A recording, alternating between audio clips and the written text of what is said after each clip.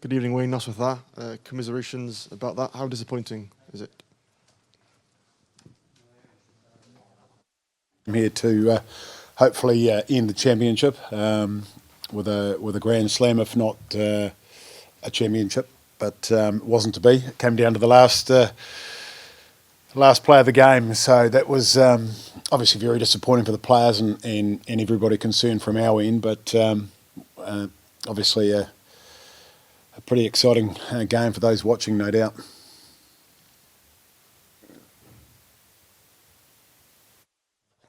Désolé, est-ce que vous êtes déçu?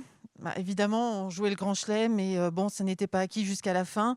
On est effectivement très déçus. Après, je pense que ça a été un match absolument fascinant à regarder pour les téléspectateurs. What do you put it down to in the closing minutes? What happened? Obviously, we were down players at that point, quite heavily down on the penalty count. I think it was 15-5 in the end. So we're on a final warning and we lost 2 players. So it was very, very difficult, obviously, to defend at that point, 13 on 14. But the guys had done tremendously well to hold out the French attacks at the goal line, which was several in that last few minutes. But obviously there was just one too many. But certainly our discipline in the last 10 minutes didn't help us at all. Wayne, everyone at home is kind of astonished at what happened. Can you talk us through how it feels being out there? It's quite a numb feeling, really. The boys had put in such a fantastic effort. The game went pretty much to plan in the first half with, the French score a lot of points in that last 15, 20 minutes in the course of the competition. And we'd leaked a few at that point in previous games. So it was something we wanted to get to half-time sort of close, and we did it at 17 all, I think it was. And then I think for us to go ahead, 27-20, 20-odd minutes to go, and then there was a major point for us, which I thought we got a fantastic drive going, and there was a yellow card, and for me, I was expecting a bit more than the yellow card. I thought maybe a penalty try, but it wasn't given. So that was a bit frustrating because at that point, 34-20, I think it's probably championship and possibly Grand Slam. I was going to mention the penalty try. Do you really feel that was the turning point in terms of your team losing the game? They've been very difficult to beat at 34-20. The lift that gives you, French would have to score 3 times, even if they got back to score twice. A draw gives us the championship. So, yeah, look, it wasn't given, so we just had to continue on. And at the end of the day, the penalty count got up, and we're on a final warning, so you knew what was going to happen at that point. So. Yeah, it was just desperately frustrating, and the players obviously, got so close and yet so far. So it's a tough time for them, but we have to be proud of the performance, proud of the effort they've put in throughout the championship, and go away now and wait 7 days to see the outcome of next week's game, or 6 days. Hi Wayne. Hi Wayne, it's Will here. Can you hear me? Okay, I'm not getting you myself there. I can hear you. Thanks.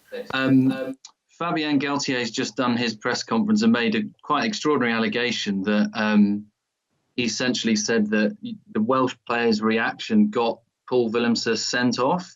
And he said that Wales specialise in making their opponents get red cards. I mean, extraordinary thing to say. What's your reaction to that? Yeah, I don't really have any comment to that.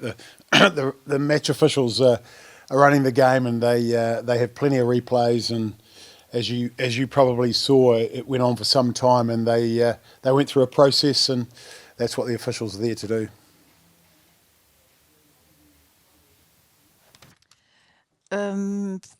C'est Will. Fabien vient de faire sa conférence de presse et il a fait une déclaration assez surprenante. Il a semblé dire que les joueurs gallois avaient un peu une spécialité par leur réaction de faire en sorte que l'équipe adversaire récolte des cartons rouges.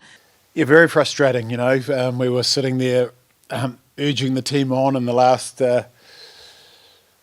play of the game, and to go from potentially a Grand Slam performance to sitting back and waiting another 6 days is frustrating. But there's nothing we can do now except sit back and watch that game next week.